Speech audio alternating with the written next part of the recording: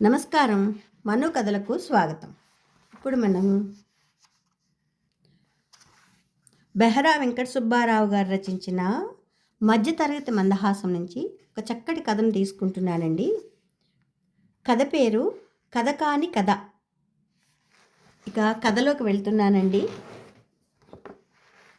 సుగుణకి సీరియస్గా ఉంది, వెంటనే రావలను. శంకరం.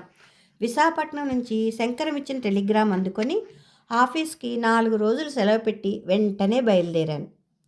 శంకరం నా ఆఖరి బావమరిది. వాళ్ళది విశాఖపట్నం. సంక్రాంతికి సెలవులీగానే నా భార్య సుజాత పిల్లల్ని తీసుకుని పుట్టింటికి విశాఖపట్నం వెళ్ళింది. వెళ్ళిన వెంటనే లెటర్ రాసింది. తన చెల్లెలు సుగుణకి వారం రోజుల నుంచి సుస్థిగా ఉందని రాసింది, కానీ సుస్థి ఏమిటో వివరంగా రాయలేదు. 2 సంవత్సరాల నుంచి సుగుణ తరచుగా అనారోగ్యానికి గురవుతూనే ఉంది. మామగారు విశాఖపట్నం కలెక్టర్ ఆఫీస్లో యూడీసీగా పనిచేసేవారు. ఆయనకు 6 సంతానం. భాస్కరం, కృష్ణ, సుజాత, లక్ష్మి, సుగుణ. ఆఖరివాడు శంకరం. భాస్కరం బిలాయ్ స్టీల్ ప్లాంట్లో అకౌంటెంట్. అతనికి 2 పిల్లలు. రెండోవాడు కృష్ణ ఖరగ్పూర్ రైల్వేలో పనిచేస్తున్నాడు. అతనికి 3 సంతానం. ఆఖరివాడు శంకరం, గ్రాడ్యుయేట్, నిరుద్యోగి. మామగారు బతికున్న రోజుల్లోనే భాస్కరానికి, కృష్ణకి, సుజాతకి పెళ్ళిళ్ళు చేసేశారు. పెద్దబ్బాయి భాస్కరానికి వచ్చిన కట్నంతో సుజాతని నాకిచ్చి వివాహం చేశారు. రెండోవాడి కృష్ణకు వచ్చిన కట్నంతో సుగుణకి పెళ్లి చేద్దామనుకున్నారు, కానీ అలా జరగలేదు. మా అత్తగారికి ఏకైక సోదరుడు సుందరం. వాళ్ళది అమలాపురం. చాలా కాలం, అంటే సుమారు 10 సంవత్సరాలు వీళ్ళతో సంబంధం లేనట్లు ప్రవర్తించారు. కాంట్రాక్టర్గా చాలా డబ్బు సంపాదించాట. మరొక 2 పార్ట్నర్లను కుదుర్చుకొని లక్షల మీద కాంట్రాక్టులు చేస్తున్నట్ట. అయితే ఆ పార్ట్నర్స్ చేసిన మోసం వల్ల లక్షల రూపాయలు నష్టపోయాట. ఆ దెబ్బ నుండి తేరుకోలేకపోయాట. అకస్మాత్తుగా ఒకనాడు అక్కగారింటికి విశాఖపట్నం వచ్చాడు. తన కూతుర్ని 2వ కోడలుగా చేసుకోమని అక్కని బ్రతిమలాడాడు. తమ్ముడంటే మంచి అభిప్రాయం లేదు అక్కకి. ఇన్నాళ్ళకి పిల్లలు ప్రయోజకులయ్యాక మేం గుర్తుకొచ్చామా? ఇన్నాళ్ళు తెంచుకున్న సంబంధాన్ని ఇప్పుడు మళ్ళీ కలుపుకోవడానికి వచ్చావా అంటూ దెప్పి పొడిచింది. అక్క కాళ్ళ మీద పడి ప్రాధేయపడ్డాడు సుందరం. నా మేనకోడల సుగుణకి మంచి సంబంధం చూసి పెళ్లి చేసే పూచి నాది అని భరోసా ఇచ్చాడు. వాగ్దానం చేశాడు. మొదట్లో అంగీకరించకపోయినా పుట్టింటి మీదున్న మమకారం కొద్దీ సరే అంది అక్క. మామగారు కూడా అంగీకరించారు. కానుకలు నామమాత్రంగా ఇచ్చి, కానీ కట్నం లేకుండా తన కూతుర్ని మేనల్లుడు కృష్ణకిచ్చి పెళ్లి చేసేశాడు సుందరం. రెండో కొడుక్కి కట్నం రాలేదు కాబట్టి సుగుణ పెళ్లి వాయిదా పడింది. ఆ తర్వాత 3 ఏళ్లకి, అంటే ఇంకా 5 ఏళ్ళు సర్వీస్ ఉండగానే మా అమ్మగారు పోయారు. ప్రావిడెంట్ ఫండు, గ్రాడ్యుటీ వగైరాలు అన్నీ కలిపి 30,000 వచ్చాయి. మా అమ్మగారు చేసిన కొన్ని బాకీలు తీర్చారు. కర్మకాండకి, రోజులకి కొంత ఖర్చయింది.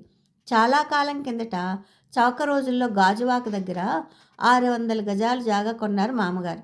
అయితే ఇల్లు కట్టలేకపోయారు. ఆ జాగాలో తాటాకులు ఇల్లైనా కట్టుకోండి, అద్దె బాధ తప్పుతుంది, బావగారి కోరిక తీరుతుంది సలహా ఇచ్చాడు సుజాత మేనమామ సుందరం. ఆ సలహా అందరికీ నచ్చింది. ఆ జాగాలో తాటాకు ఇల్లు కట్టారు. అందులోకి మకాం మార్చారు. అన్ని ఖర్చులు పోగా 10,000 మిగిలింది. ఆ డబ్బుతో సుగుణ పెళ్లి చేయాలనుకుంది తల్లి.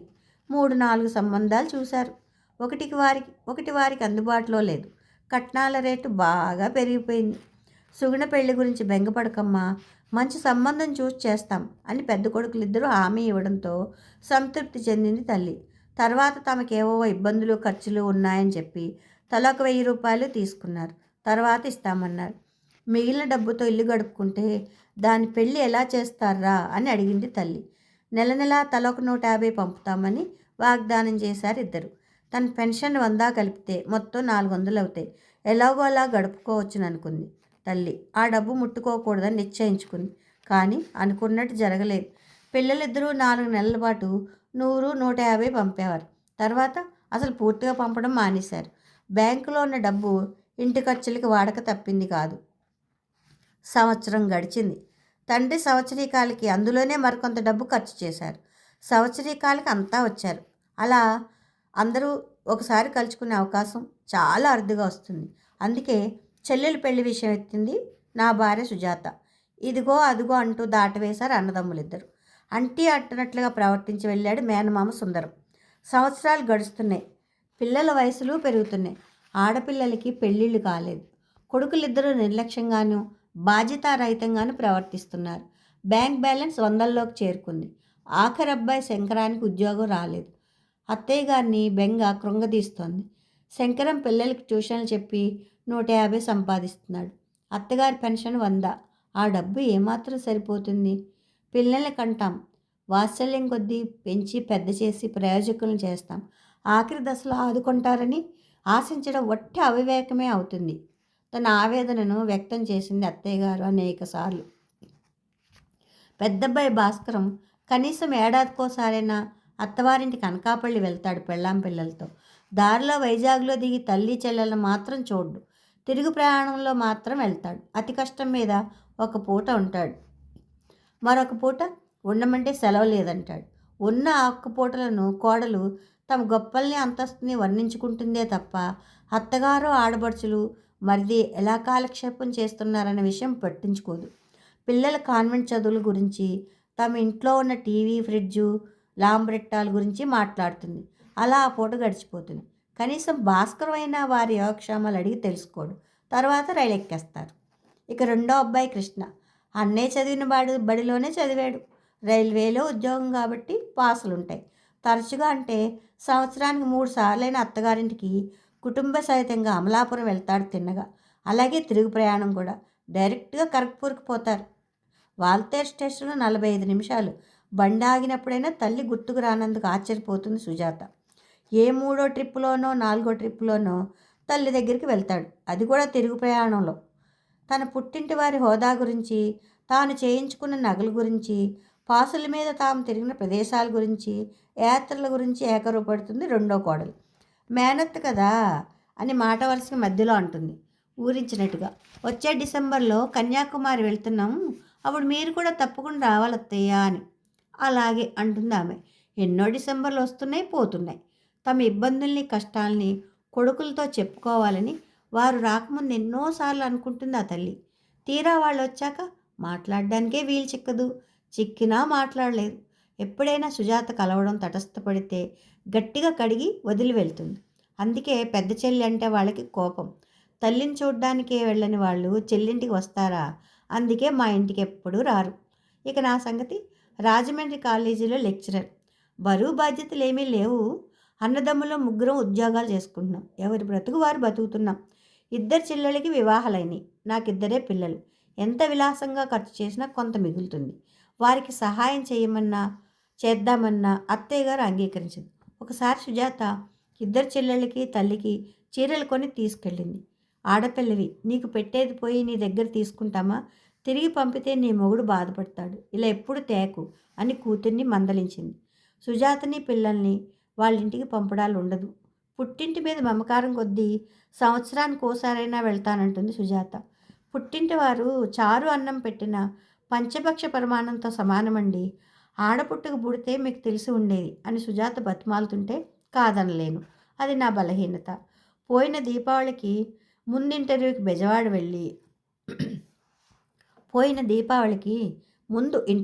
బెజవాడ వెళ్ళి తిరుగు ప్రయాణంలో రాజమండ్రిలో దిగాడు శంకరం.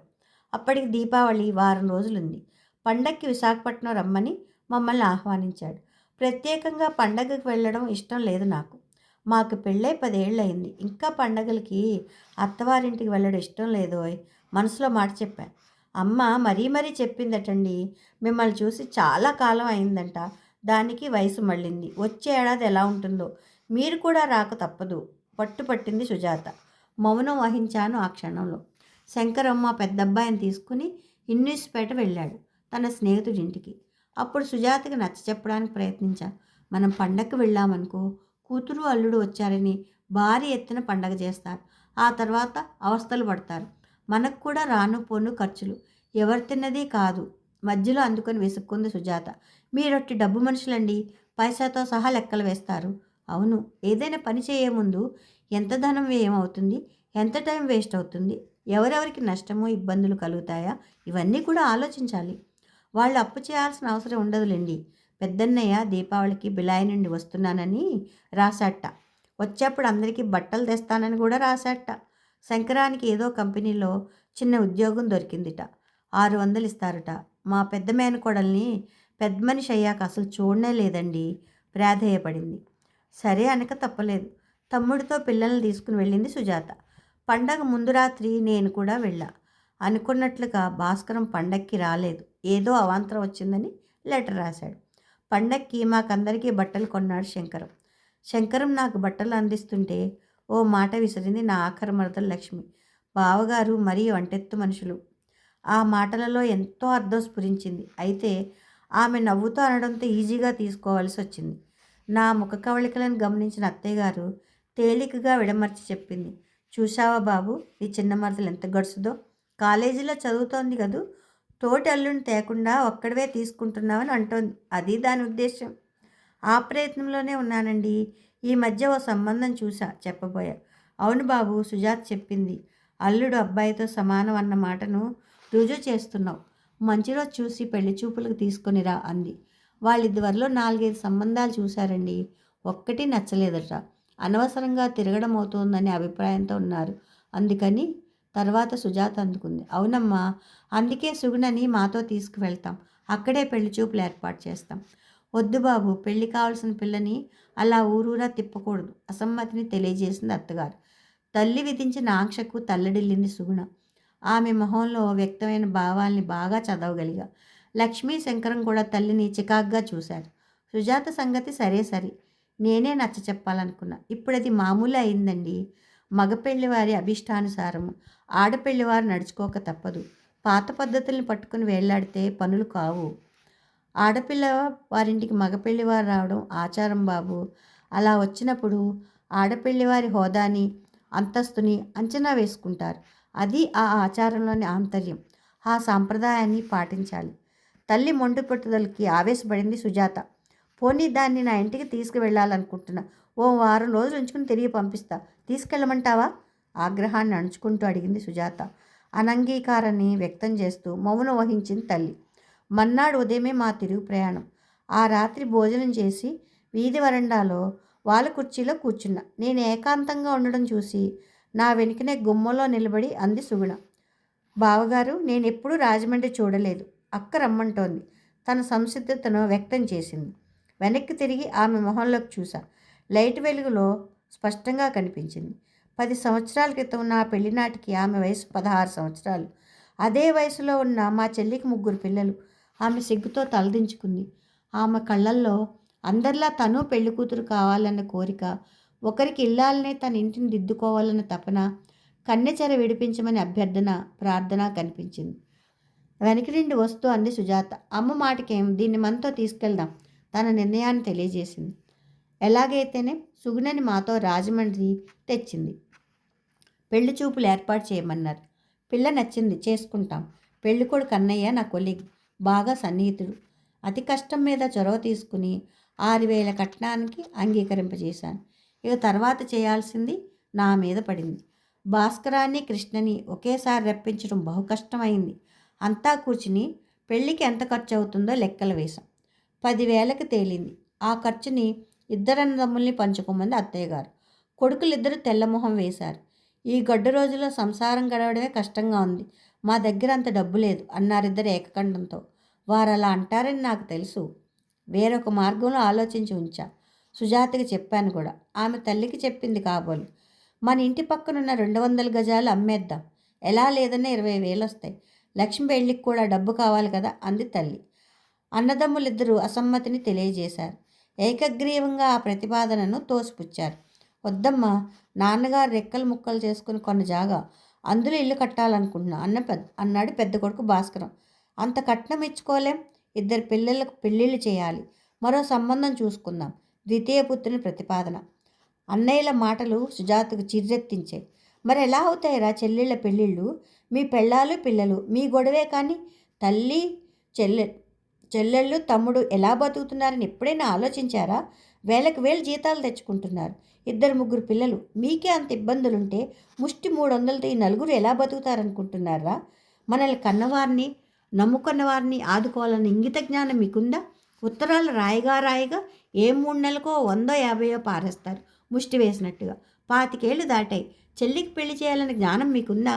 అసలు వీళ్ళు మీకు జ్ఞాపకానికి వస్తారా? 10 రూపాయలు పెట్టి జాకెట్ గుడ్డ కూడా కొనని మీరు 10,000 పెట్టి పెళ్లి చేస్తారని అనుకోవడం ఒట్టి అవివేకవర్త. ఉద్రేకంతో ఊగిపోయింది సుజాత.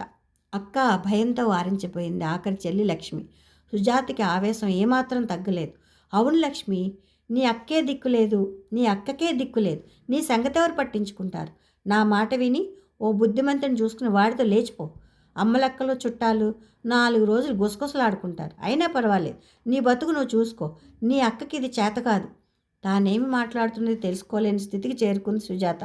అన్నదమ్ములిద్దరూ పెదవి కదవకపోవడం నాకు ఆశ్చర్యం వేసింది. సుగుణ కళ్ళు చెమర్చాయి. అత్తయ్య గారు కొంగుతో కళ్ళు తుడుచుకుంది. అన్నదమ్ముల మనసు కరగలేదు. సుగుణకు ఆ సంబంధమూ తప్పిపోయింది. నే వెళ్ళేసరికి శంకరం ఇంట్లో లేడు. సుగుణ మంచానికి అతుక్కుపోయి ఉంది.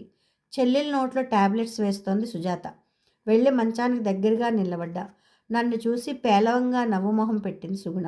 శక్తిని కూడదీసుకుని 2 చేతులు జోడించి నమస్కారం చేసింది. నే పోతున్నా అన్నట్లు సైగ చేసింది. కన్నీరు చెంపల ద్వారా కిందికి ప్రవహిస్తోంది. నా హృదయం ద్రవించింది. కళ్ళు చెమ్మగిల్లాయి. ఆమె నుదురు మీద చేయి వేసి లాలనగా చూస్తూ, లేదు సుగుణ, బతుకుతావు, అధైర్యపడకు.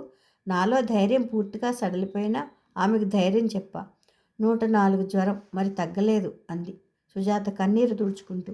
అంతలో గదిలోకి వస్తూ చెప్పింది అత్తయ్య గారు. వెంకట్రావు డాక్టర్ గారు రోజు 2 పూట్లా వచ్చి చూస్తున్నారు బాబు. గుణం కనపడడం లేదు. 2 రోజుల నుంచి చెరుపు మరుపుగా ఉంటుంది. అన్నయ్యలకి నీకు టెలిగ్రాములు పంపాడు శంకరం. కేజీ హాస్పిటల్లో జాయిన్ చేసి ఉండాల్సింది అన్న. అంతలో డాక్టర్ వెంకట్రావు గారిని తీసుకుని వచ్చాడు శంకరం. సుగుణని పరీక్షించి ఇంజెక్షన్ చేశారు. కొన్ని క్యాప్సూల్స్ ఇచ్చి పూటకి 2 చొప్పున వేయమని చెప్పారు. ఆయన వెళ్తుంటే వెనకే వెళ్ళి వీధులు అడిగాం. డాక్టర్ క్షమించాలి, మీ మీద నమ్మకం లేక కాదు, మరోలా అనుకోకండి. పేషెంట్ని కేజీహెచ్కి తీసుకువెళ్ళాలనుకుంటున్నా. మీ ఇష్టం అంటూ రిక్షా ఎక్కారు డాక్టర్ గారు. సుగుణని వెంటనే పెద్ద హాస్పిటల్కి తీసుకెళ్ళాం టాక్సీలో. వెంటనే అడ్మిట్ చేసుకున్నారు. 3 రోజులు గడిచాయి. రోగి పరిస్థితి మరింత క్షీణించసాగింది. డాక్టరు శక్తివంచన లేకుండా ఆమెను బ్రతికించడానికి ప్రయత్నిస్తున్నారు. ఫలితం కనిపించలేదు. సుగుణకి మాట పడిపోయింది. ఆమె ముక్కుకి ఆక్సిజన్ ట్యూబులను సరిచేస్తూ అంది సుజాత భయంగా. అన్నయ్యలు ఇంకా రాలేదు. ఎందుకక్క? వచ్చి మాత్రం ఏం చేయగలరు? శంకర్ మాటల్లో కోపం, విసుగు. నాకు అలాగే అనిపించింది. అంతలో ఒక సిస్టర్ వచ్చి నన్ను పిలిచింది. మాస్టారు, మిమ్మల్ని చీఫ్ రమ్మంటున్నారు. సిస్టర్ రూమ్లో ఉన్నారు చీఫ్. వెళ్ళి నమస్కరించి ఎదురుగా నిలబడ్డా. కూర్చోండి అన్నారు ఏదో పేషెంట్ ఈసీజీ పరీక్షిస్తూ. నేను కూర్చోలేదు. ఏం చెప్తారోనన్న భయం. ఆ పేషెంట్ మీకేమవుతారు అడిగాడు. చెప్పాను. అతను ఆమె తమ్ముడా? అవునన్నట్లు తలూపాను. ఆయన ఒక్క క్షణం మాట్లాడలేదు. నేనే మాట్లాడా. 2 అన్నయ్యలు కూడా దూరంగా ఉద్యోగాలు చేస్తున్నారు. టెలిగ్రామ్స్ పంపాం, వస్తారు. ఆయన కళ్ళ నిండా సానుభూతి కనిపిస్తోంది. ఐఆమ్ సారీ మిస్టర్, ఆమె పరిస్థితి బాగులేదు. ఇంటికి తీసుకెళ్లడం మంచిదని నా అభిప్రాయం. తర్వాత ఇబ్బంది పడతారు. చాలా ఆలస్యంగా తీసుకొచ్చారు అన్నారు. తర్వాత అంటే? అర్థమైంది. నాలోని నవనాడులు కుంగిపోయాయి. పక్కనే ఉన్న బల్ల మీద చతికిలబడ్డా. అపస్మారక స్థితి దాదాపు అలుముకుంది. అలా ఎంతసేపు కూర్చున్నానో తెలియదు. శంకరం వెన్ను తట్టి లేపి చెప్పాడు. బావగారు, అన్నయ్యలు వదినలో వచ్చారు అని. లేచి నిలబడ్డా. డాక్టర్ గారు లేరక్కడ. బెడ్ చుట్టూ అన్నయ్యలు, నర్సు నిలబడి సుగుణని పరీక్షగా చూస్తూ. డాక్టర్ గారు ఏమన్నారు? దుఃఖాన్ని దిగమింగుకుంటూ అడిగింది సుజాత. జవాబు చెప్పలేక మౌనం వహించా. భాస్కరాన్ని, కృష్ణని వరండాలోకి తీసుకెళ్ళా. శంకరం కూడా వచ్చాడు. డాక్టర్ గారు చెప్పింది చెప్పా. నో, అలా జరగడానికి వీల్లేదు. డాక్టర్ గారితో మాట్లాడతాం అన్నారు ఉద్వేగంగా. తర్వాత చీఫ్ ఉండే రూమ్ వైపు నడిచారు. నేను కూడా వెనకనే వెళ్ళా. మా చెల్లి తప్పకుండా బ్రతకాలి డాక్టర్ అన్నాడు కృష్ణ. ఎంత ఖర్చైనా భరిస్తాం చెప్పాడు భాస్కరం. ఎక్స్రేని పరీక్షిస్తున్న డాక్టరు పక్కకు పెట్టి ఆ ఇద్దరిని పరీక్షగా చూశారు. పక్కనే ఉన్న నన్ను చూసి వారెవరైనది అర్థం చేసుకున్నారు. డాక్టర్ గారి చూపుల్లో చికాకు, సానుభూతి, నిస్సహాయత. ఐఆమ్ సారీ, మీ బావగారితో చెప్పాను. అలా చేయడం మంచిదేమో అనిపిస్తోంది అన్నారు అతి సౌమ్యంగా. లేదు డాక్టర్, ఆమెను బ్రతికించాలి. ఖర్చుకు వెనకాడం, ఎంతైనా భరిస్తాం. ప్రాధేయపడ్డారిద్దరు. అతి శాంతంగా చెప్పారు డాక్టర్ గారు. రోగి ప్రాణాన్ని డబ్బు కాపాడలేదు. మందులు మాత్రమే అపాయం నుండి రక్షిస్తాయి. అదైనా సరైన సమయంలో అయితేనే. చెల్లి మీదున్న ప్రేమ కొద్దీ 1,000 లక్షలు ఖర్చు పెట్టడానికి మీరు సిద్ధపడి ఉండొచ్చు. కానీ చాలా ఆలస్యమైంది. 4 రోజుల ముందు తీసుకొచ్చి ఉంటే పరిస్థితి ఇలా ఉండేది కాదు. రోగి ప్రాణాలు పోయేంత వరకు, అంటే ఆఖరి క్షణం వరకు మా ప్రయత్నం మేము చేస్తాం. అది మా విధి, కర్తవ్యం కూడా. తర్వాత మీ అదృష్టం. నాకు తోచింది చెప్పా, తర్వాత మీ ఇష్టం. అన్నదమ్ములు ముగ్గురు నిశ్చేష్టులయ్యారు. డాక్టర్ గారు ఎక్స్రేతో బయటకు వెళ్తుంటే వెనకనే వెళ్ళి డాక్టర్ అన్న. ఆయన వెనక్కి తిరిగి చూసి, మీరు పేషెంట్ బావగారు కదూ అడిగారు. తలూపాను. నా అంచనా ప్రకారం ఆ పేషెంట్ 4-5 గంటల కన్నా ఎక్కువ కాలం బతకదు. అంటే తీసుకుపొమ్మని బలవంతం చేస్తున్నానని మాత్రం భావించకండి ప్లీజ్. వారు ఆర్థిక ఇబ్బందులు ఉన్నట్లు కనిపిస్తున్నారు. తర్వాత అయ్యే ఖర్చును దృష్టిలో ఉంచుకొని మాత్రమే ఆ సలహా ఇచ్చాను. మళ్ళీ మరొక పావుగంటలో వచ్చి చూస్తా. పేషెంట్ని వదిలి ఎక్కడికి వెళ్ళకండి. అడుగులు పడలేదు. టక్కున ఆగిపోయా. సుగుణని వెంటనే టాక్సీలో ఇంటికి తీసుకువెళ్ళాం. డాక్టర్ గారు చెప్పినట్లే జరిగింది. ఇంటికి తీసుకువెళ్ళిన 1 గంటకి సుగుణ ప్రాణం అనంతవాయువులో కలిసిపోయింది. చెల్లెల్ని కాటికి సాగనంపడానికి ఘనంగా ఏర్పాటు చేశారు అన్నదమ్ములిద్దరు. 600 పెట్టి పట్టుచీర కొన్నారు. కూతుర్ని కాటికి తీసుకువెళ్తుంటే బోర్ని ఏడ్చింది తల్లి. ఆమె వెనుక ఆడపిల్లలు, కోడళ్ళు, 3 అన్నదమ్ములు, నేను. శ్మశానం నుండి ఇల్లు చేరుకున్నాం. గుమ్మంలో ఉన్న తల్లి అడిగింది, చెల్లెల్ని అత్తవారింటికి పంపారా? ఏ లోటు చేయలేదు కదా? పిల్లలు 3 మౌనంగా తలలు వాల్చారు. ఆమె నా వైపు తిరిగింది. బాబు, దగ్గరుండి మరదల్ని అత్తవారింటికి దిగబెట్టావు కదూ? నాకు తెలుసు, ఏ లోటు జరగనీయు. ఆమెకి మతిభ్రమణం కలిగిందేమోనన్న అనుమానం వచ్చింది. ఆ మాతృహృదయాన్ని ఎలా ఊరడించడం? ఆ కడుపు మంటని ఎలా చల్లార్చడం ఎవరికి చేతనవుతుంది? సమాధానం చెప్పలేక వీధి అరుగు మీదనే చతికిలబడ్డా. ఇది కల్పన కాదు, జరిగిన కథ. నిజంగా జరిగింది. కథ కాని కథ, జరగకూడని కథ, కానీ జరుగుతున్న కథ. ఈ కథ ఆంధ్ర సచిత్ర వారపత్రికలో 9/2/1990న ప్రచురింపబడిందండి. కథ సమాప్తం. చాలా దయనీయంగా ఉంది కదండి కథ సమాప్తం. ఈ కథ మీకు నచ్చితే లైక్ చేయండి, షేర్ చేయండి, కామెంట్ చేయండి, సబ్స్క్రైబ్ చేసుకొని నన్ను ఎంకరేజ్ చేయండి. ఉంటానండి. ప్రేమతో మీ మను.